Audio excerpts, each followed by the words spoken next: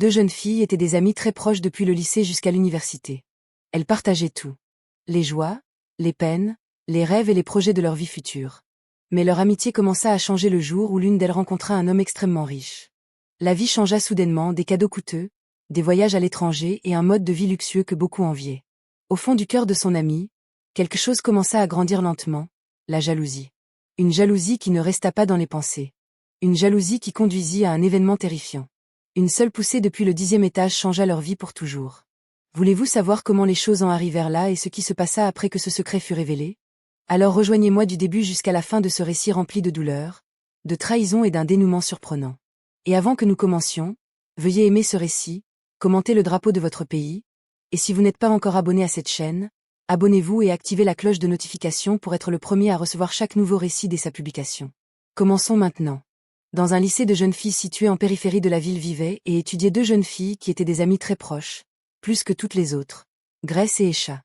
Leur amitié avait commencé le premier jour où elles entrèrent en première année de lycée, et depuis lors, elles ne s'étaient jamais séparées. Elles s'asseyaient ensemble en classe, étudiaient ensemble, mangeaient ensemble et rentraient ensemble au dortoir chaque soir. Tout le monde à l'école les connaissait comme des jumelles qui ne se ressemblaient pas. Grace était une jeune fille au caractère très doux. Elle était humble, travailleuse et avait un cœur plein de compassion pour chacun. Elle était souvent la première à aider les autres sans attendre quoi que ce soit en retour. Esha, en revanche, était vive, confiante et aimait une vie séduisante. Elle aimait bien s'habiller, soigner son apparence et se trouver au centre des gens. Bien qu'elle ne fût pas mauvaise, il y avait en elle une petite graine d'envie de mieux vivre. Malgré leurs différences, leur amitié était très solide. Un soir, elles étaient assises sous un grand arbre dans l'enceinte de l'école, à discuter de leurs rêves d'avenir. Esha, dit Grace avec enthousiasme, moi je ne veux pas vivre une vie ordinaire. Je veux une belle vie, des voitures, une grande maison, des voyages à l'étranger. Grace sourit doucement. C'est bien, mais moi je veux juste une vie paisible. Un bon mariage, une famille aimante et un travail honorable. Esha la regarda quelques secondes, puis rit légèrement. Tu es vraiment quelqu'un de très ordinaire. Grace rit à son tour. Et toi tu vises trop grand. Ses propos se terminèrent dans le rire, mais au fond, ils révélaient une immense différence entre elles. Les années passèrent, et elles finirent par terminer le lycée toujours aussi proche. Elles réussirent bien et toutes deux obtinrent une place dans la même université en ville. Ce fut une grande joie pour elles. Nous serons encore ensemble, dit Esha avec bonheur le jour où elles reçurent leurs résultats d'admission. Oui, rien ne nous séparera, ajouta Grace. À l'université, la vie changea un peu. Il n'y avait plus la surveillance stricte du lycée. Chacun avait sa liberté. Pourtant, Grace et Esha continuèrent à se tenir ensemble. Elles partageaient la même chambre, suivaient certains cours ensemble et sortaient le week-end. Mais peu à peu, des changements commencèrent à apparaître. À l'université, il y avait beaucoup d'étudiants issus de familles aisées. Des voitures de luxe se voyaient régulièrement. Des téléphones coûteux étaient dans les mains de nombreux étudiants, et la vie aisée semblait normale pour certains d'entre eux. Esha commença à être très attirée par ce mode de vie. Chaque fois qu'elle voyait des filles monter dans des voitures de luxe ou recevoir des cadeaux d'hommes fortunés, ses yeux se remplissaient de désir. Grace, tu vois celle-là? Dit un jour Esha alors qu'elle se trouvait près du portail de l'université. Oui, je l'ai vue, répondit Grace. On dit que son petit ami lui a offert un tout nouveau téléphone. Cette vie n'est pas un jeu. Grace sourit légèrement. Chacun a sa vie, Esha. Mais Esha n'était pas satisfaite de cette réponse. En elle, elle commença à convoiter ce genre de vie. Au fil des jours, Esha commença à changer peu à peu. Elle commença à davantage soigner sa tenue, à passer plus de temps sur son téléphone et même à fréquenter de nouveaux amis qui aimaient les plaisirs de la vie. Grace resta la même. Elle se concentrait davantage sur ses études et rappelait souvent à Esha l'importance de travailler. Esha, n'oublions pas pourquoi nous sommes venus ici, lui dit-elle un jour. Esha rit légèrement. Détends-toi. La vie ce n'est pas que les études. Malgré ces petits changements, leur amitié continua à exister. La vie universitaire avança rapidement et chaque jour semblait apporter de nouveaux changements dans la vie de Grace et Esha. Bien qu'elles vivaient encore ensemble et partageaient beaucoup de choses, leurs différences commencèrent à se manifester plus ouvertement qu'auparavant. Grace continua à être la même, calme, soucieuse de ses études et sans convoitise pour les choses rapides. Elle préférait souvent rester dans la chambre à étudier ou à parler à sa famille au téléphone. Esha, elle, commença à apprécier davantage la vie en dehors de la salle de cours.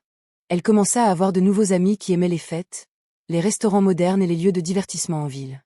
Au début, Grace la suivait quelquefois, mais au fur et à mesure que le temps passait, elle commença à se tenir à l'écart de cette vie. Esha, je ne sors pas ce soir, j'ai beaucoup de devoirs, dit Grace un soir alors qu'Esha était déjà habillée et prête à sortir. Esha la regarda avec un peu d'étonnement. Toi chaque jour tu dis ça. Tu vas te lasser de cette vie à t'enfermer. Grace sourit doucement. C'est comme ça que je m'épanouis. Esha secoua la tête et s'en alla. Mais au fond d'elle, elle pensait que son amie menait une vie bien trop ordinaire. Une vie qu'elle ne voulait absolument pas. Au fil du temps, Esha commença à s'intégrer davantage dans les cercles de personnes aisées. Elle commença à se lier d'amitié avec des jeunes qui roulaient dans des voitures de luxe, mangeaient dans des hôtels coûteux et vivaient la vie qu'elle désirait depuis toujours. Un soir, elle rentra dans la chambre avec une grande joie. Grace, appela-t-elle d'une voix animée. Aujourd'hui j'ai rencontré des gens très importants. Si tu les voyais, leur vie est totalement différente.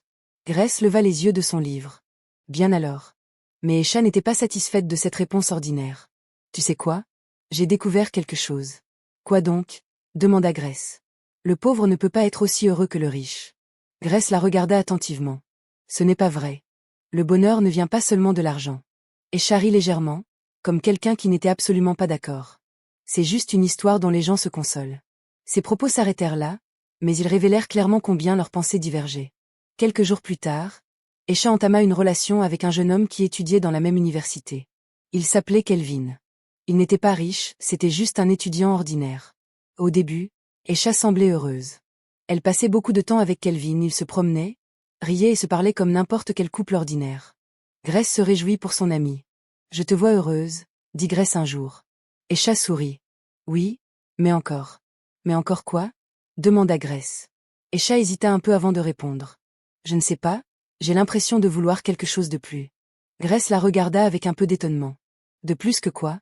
Kelvin te tient à cœur. Non? Oui. Mais. Esha se tut. En elle, il y avait une voix qui ne lui permettait pas d'être satisfaite.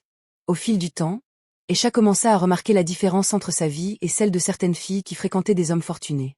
Un jour, elle se trouvait avec Kelvin dans un petit restaurant ordinaire. Il lui avait offert un soda et des frites.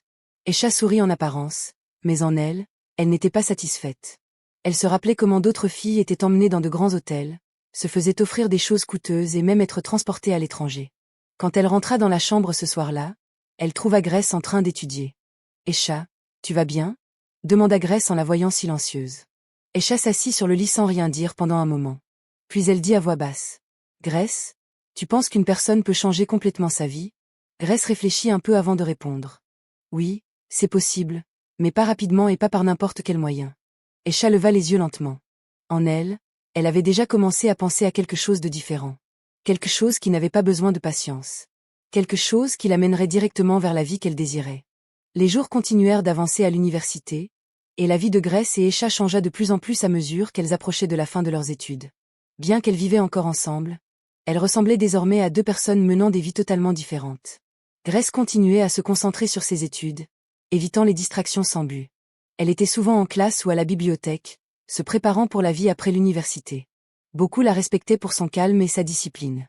Mais du côté d'Esha, la vie était totalement différente.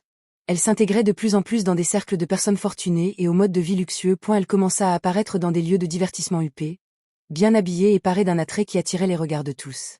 Sa relation avec Kelvin commença à se refroidir lentement. Un soir, ils étaient assis ensemble à l'extérieur de l'université, mais il n'y avait plus beaucoup de conversations comme au début. « Esha, que se passe-t-il » demanda Kelvin d'une voix douce. Esha le regarda sans beaucoup d'émotion. « Rien. » Kelvin secoua la tête. « Non, il y a quelque chose, tu as changé. Tu ne m'appelles même plus comme avant. » Esha resta silencieuse quelques secondes, puis dit d'une voix ordinaire. « Peut-être que les choses ont changé. » Ces mots blessèrent Kelvin, mais il ne sut quoi dire de plus. Au fond du cœur d'Esha, elle avait déjà commencé à rompre avec la vie ordinaire. Elle voulait quelque chose de beaucoup plus grand. Et un jour, cette chose se manifesta mais pas pour elle. Elle vint pour Grace. C'était un midi ordinaire à l'université. Grace sortait de la salle de cours et se dirigeait vers un petit jardin de l'université pour se reposer. Elle était assise seule, parcourant ses notes, quand un homme s'approcha d'elle. Il était un peu plus âgé que la plupart des étudiants. Il portait un costume coûteux, une montre luxueuse au poignet et semblait être une personne de haut rang. « Excusez-moi » dit-il d'une voix respectueuse. Grace leva légèrement les yeux. « Oui, je peux m'asseoir ici ?» Grace hésita un peu, puis hocha la tête. L'homme s'assit près d'elle. « Je m'appelle Victor » dit-il. Grace répondit calmement. « Moi je m'appelle Grace. » Leur conversation ne fut pas longue ce jour-là, mais il y avait quelque chose de particulier dans la façon dont Victor parlait.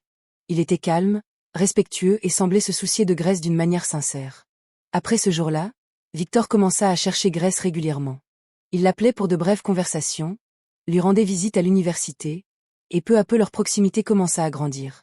Un jour, Victor invita Grace à prendre un café à l'extérieur de l'université. Grace hésita au début, mais finit par accepter. Quand ils arrivèrent dans un grand restaurant luxueux en ville, Grace fut stupéfaite par l'environnement.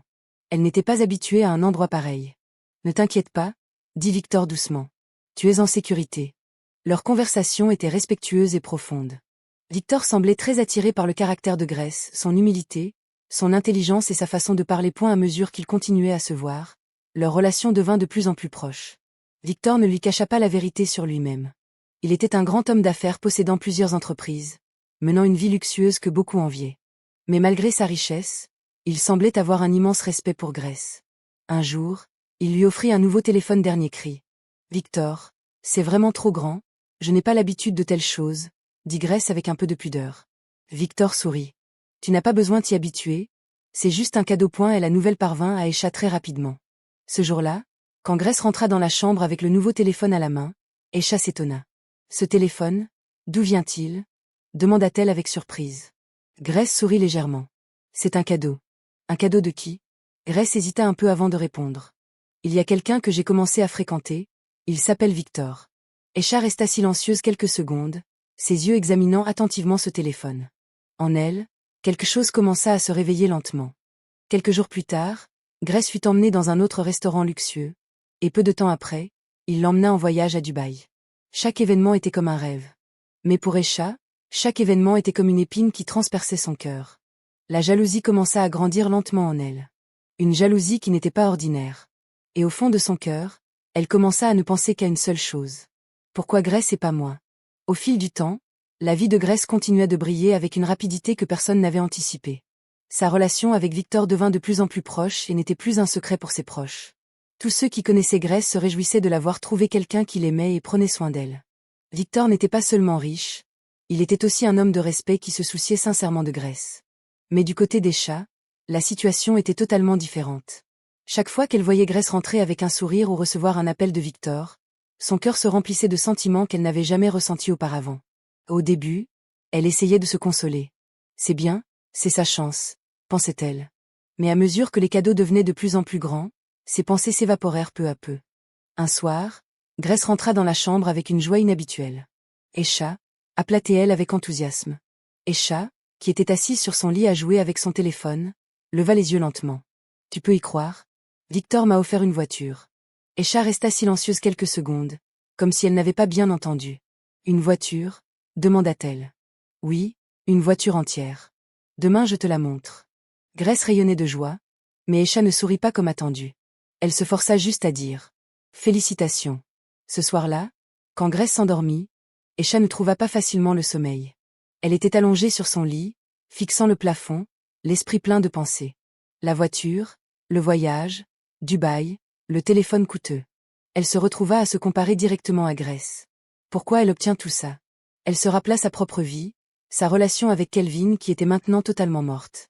Pas de cadeaux, pas de voyage, pas de quoi se sentir spécial. Une petite colère commença à se mélanger à la jalousie en elle. Le lendemain, Esha vit la voiture de Grace pour la première fois. Elle était toute neuve, avec un aspect luxueux qui attira les regards de tous les étudiants du campus. Les étudiants se rassemblèrent autour d'elle. Cette Grace a vraiment de la chance. Elle a forcément rencontré un vrai riche. Ces mots étaient comme du poison pour Esha. Elle se tenait à l'écart, regardant, se forçant à sourire, mais au fond, son cœur brûlait. À mesure que les jours passèrent, Grace commença à passer encore plus de temps avec Victor. Parfois, elle était emportée et emmenée dans de grands hôtels. Parfois, des voyages soudains hors de la ville. Et un jour, Grace dit à Esha quelque chose qui la toucha davantage encore. « Esha, Victor m'emmène encore à Dubaï. Cette fois pour plus longtemps. Il dit qu'il veut me montrer sa vie de plus près. » Grace parlait avec joie, mais Esha sentit son cœur se briser. « Félicitations », dit-elle d'une voix ordinaire, mais en elle, il y avait quelque chose de très lourd. Après que Grace soit partie pour ce voyage, Esha resta seule dans la chambre. C'est alors que ses pensées commencèrent à changer complètement. Il n'y avait plus de joie pour son amie. Il n'y avait plus de satisfaction. Il n'y avait qu'une seule question qui la tourmentait constamment. Pourquoi elle? Plus elle réfléchissait, plus la jalousie se transforma en quelque chose d'autre, en convoitise. Elle commença à voir la vie de Grace comme une vie qui aurait dû être la sienne. Elle commença à se dire au fond d'elle-même: c'est moi qui voulais cette vie depuis le début, pas elle. Quelques jours plus tard, Grace rentra de Dubaï. Elle était plus heureuse qu'avant. Elle avait rapporté un petit cadeau à Aisha, comme à son habitude. Je me suis souvenu de toi, dit Grace doucement. Aisha reçut le cadeau, mais ne ressentit aucune joie. Elle regarda Grace avec des yeux calmes, mais au fond d'elle, il y avait quelque chose de très lourd qui n'était pas visible de l'extérieur. Ce soir-là, alors qu'elle dormait, Aisha ouvrit les yeux et regarda Grace qui dormait en paix. Et c'est alors que la pensée dangereuse entra dans son esprit pour la première fois. Une pensée terrifiante, mais qui lui semblait si facile. Si Grace partait. Elle stoppa cette pensée quelques secondes, mais elle ne disparut pas. Elle revint, et cette fois avec encore plus de force. Alors toute cette vie serait à moi.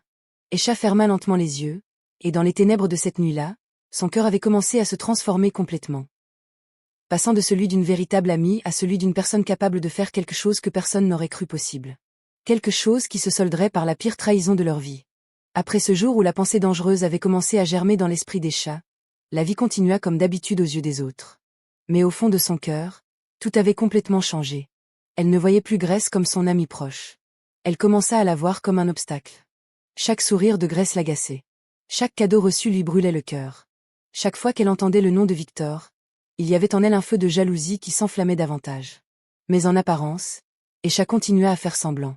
Elle continua à être une bonne amie, à rire avec Grace, à lui parler doucement et même à montrer de la joie quand elle racontait des choses sur Victor. Grace n'eut pas le moindre soupçon. Elle croyait qu'elles étaient encore des amies comme avant. Un soir, Grace rentra avec une nouvelle. « Aisha, dit-elle avec joie, Victor m'a dit qu'il y a un endroit où il veut m'emmener demain. » Aisha la regarda calmement. « Quel endroit ?»« Le dernier étage de son nouveau bâtiment. Il dit qu'il y a une très belle vue sur la ville la nuit. » Ces mots restèrent silencieux quelques secondes dans la tête d'Aisha. Le dernier étage. Elle ne dit rien immédiatement, mais cette même vieille pensée revint dans son esprit, maintenant plus claire qu'auparavant. Cette nuit-là, Aisha ne dormit pas. Elle était allongée, les yeux ouverts, à penser. Chaque chose commença à se mettre en place dans son esprit. Un endroit en hauteur, pas beaucoup de monde. Un accident peut paraître ordinaire. Son cœur battait fort, mais elle ne se retint pas. Au contraire, elle continua à réfléchir, et finalement elle prit une décision. Le lendemain, Grace se prépara avec joie pour aller rejoindre Victor. Mais avant de partir, Aisha lui dit quelque chose. « Grace, tu peux m'emmener moi aussi voir cet endroit ? J'entends toujours parler de ces beaux bâtiments. » Grace sourit sans hésiter. « Pourquoi pas ? Pas de problème. » Aisha fit semblant d'être ravie. « Merci beaucoup. » Quand le soir arriva, elles allèrent toutes les deux ensemble dans un grand bâtiment luxueux situé au centre-ville. Ce bâtiment avait de nombreux étages et son aspect était très impressionnant. Elles prirent l'ascenseur jusqu'en haut. Le 10e étage. Quand elles arrivèrent en haut, une brise légère soufflait et les lumières de la ville brillaient en bas comme des étoiles. « C'est très beau, » dit Grace avec émerveillement. Aisha regarda en bas un bref instant. En elle, il y avait un mélange de peur et d'excitation. Mais maintenant, il n'y avait plus de retour en arrière. Victor n'était pas encore arrivé. Grace se tint près du rebord du bâtiment, regardant cette belle vue avec joie. « Aisha, regarde comme la ville est belle vue d'ici en haut, » dit-elle avec un sourire. Aisha s'approcha d'elle lentement par derrière. Chaque pas qu'elle faisait semblait lourd. Son cœur battait fort. Elle s'arrêta derrière Grace. Quelques secondes passèrent dans le silence. Grace n'avait aucune idée. Elle ne savait pas que son amie la plus proche se tenait derrière elle avec de mauvaises intentions. « Aisha » commença Grace à dire en se retournant légèrement. Mais avant qu'elle ait terminé, Aisha poussa de toutes ses forces. Tout se passa très rapidement. Grace poussa un cri soudain en perdant l'équilibre, et en l'espace de quelques secondes, son corps chuta depuis le 10e étage. Un silence pesant envahit le sommet de ce bâtiment. Aisha se tint là, les mains tremblant légèrement. Elle exhala une longue respiration en regardant en bas de loin. Il n'y avait plus de voix. Il n'y avait plus de mouvement. Quelques minutes plus tard, des cris commencèrent à être entendus au pied du bâtiment. Des gens se rassemblèrent avec stupéfaction. Elle est tombée. Appelez l'hôpital. Aisha se tint là en haut, les yeux secs. Puis soudainement, elle commença à crier, et courut vers le bas en toute hâte, faisant semblant d'être confuse. Quand elle arriva en bas, elle se jeta près du corps de Grace en pleurant fort. « Mon amie, que s'est-il passé ?» Les gens l'entourèrent en essayant de la consoler. Personne ne soupçonnait quoi que ce soit. Tout le monde croyait que c'était un terrible accident. Quelques jours plus tard, les funérailles eurent lieu. Une atmosphère de tristesse régna partout. Victor était le cœur brisé. La maman et la famille de Grace pleurèrent avec une grande douleur. Et Aisha se tint là, pleurant devant tout le monde. Mais au fond d'elle, il y avait quelque chose de totalement différent. Quelque chose que personne ne vit point après les funérailles de Grèce. La vie de chacun sembla changer de différentes façons. L'université resta dans la tristesse. Les amis restèrent dans le chagrin et la famille de Grèce garda un vide qui ne pourrait jamais être comblé. Mais pour Escha, la vie continua et en apparence, elle semblait normale. Elle continua à feindre la douleur devant les gens. Chaque fois qu'on lui posait des questions sur l'incident, elle pleurait et disait d'une voix souffrante. Je n'arrive toujours pas à croire ce qui s'est passé, c'était un accident très terrible. Personne ne la soupçonna jamais. Personne ne pensa jamais que derrière ses larmes se cachait une vérité totalement différente. Victor était celui qui avait le plus souffert. Il se blâma pendant longtemps. Si j'étais arrivé plus tôt, peut-être que tout ça ne serait pas arrivé, dit-il un jour avec tristesse. Escha était près de lui à le consoler, comme la meilleure amie de Grèce. Ne te blâme pas, ce n'était pas ta faute, lui dit-elle d'une voix douce. C'est alors que commença le nouveau voyage d'Escha. Le voyage de se rapprocher de Victor. Au début, c'était juste du réconfort. Ils se parlaient souvent, se souvenant des belles choses de Grèce et partageant leurs peines. Mais au fil des jours, ces conversations commencèrent à changer. Elles devinrent de plus en plus intimes. Victor commença à voir Escha comme quelqu'un qui le comprenait. Quelqu'un qui était proche de Grèce. Quelqu'un qui, comme lui, avait souffert. Escha savait ce qu'elle faisait. Elle était très prudente. Elle ne se précipitait pas vers les choses. Elle savait que pour atteindre ce qu'elle voulait, elle devait être patiente. Des mois passèrent, puis une année. Finalement, leur relation commença à changer officiellement. Victor commença à voir Escha d'un œil différent. Un jour, il l'invita pour un dîner. Ils s'assirent dans ce même restaurant où il avait emmené Grèce. Escha fit semblant d'avoir de lourds sentiments. Être ici me rappelle tellement Grèce, dit-elle d'une voix triste.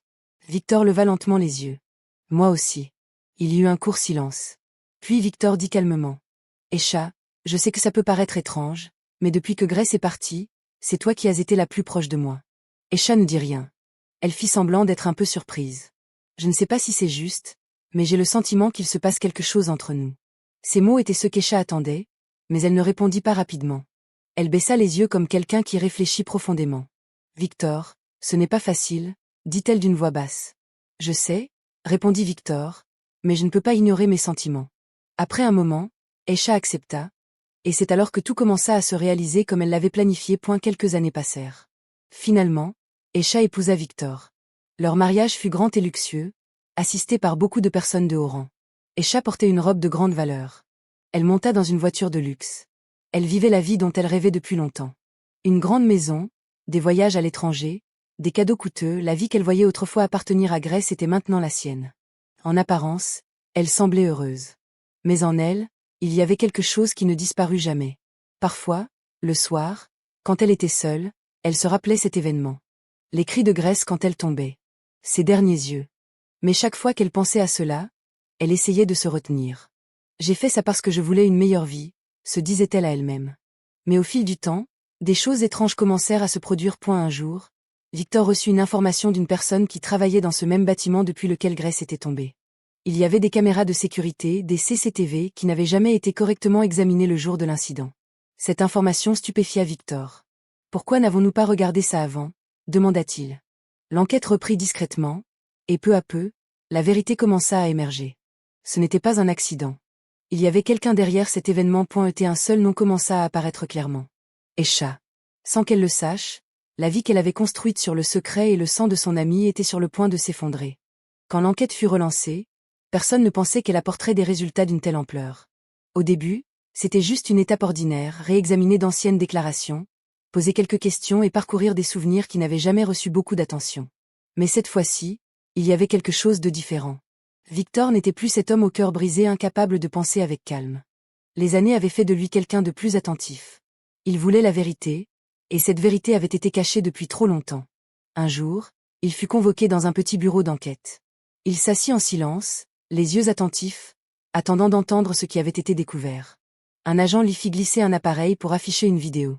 Voici une partie de l'enregistrement du jour de l'incident, dit-il. Victor sentit son cœur commencer à battre fort. La vidéo commença à se diffuser. C'était le sommet de ce bâtiment. Dans la vidéo, 2 personnes apparurent. Grèce et Escha. Victor fixa ses yeux, regardant attentivement.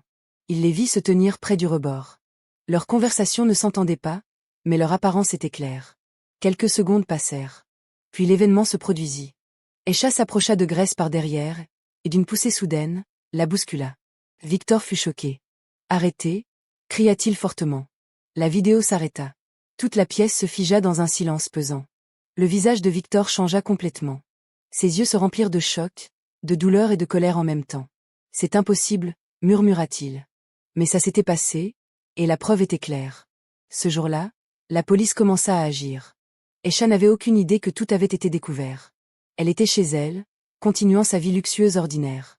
Elle était assise dans le salon à parcourir son téléphone sans la moindre once de peur. On frappa à la porte. Quand elle alla ouvrir, elle se retrouva face à plusieurs agents de police debout devant elle. « Escha, nous avons besoin que vous nous accompagniez au poste », dit l'un d'eux d'une voix d'autorité. Escha fut stupéfaite. « Qu'est-ce qu'il y a ?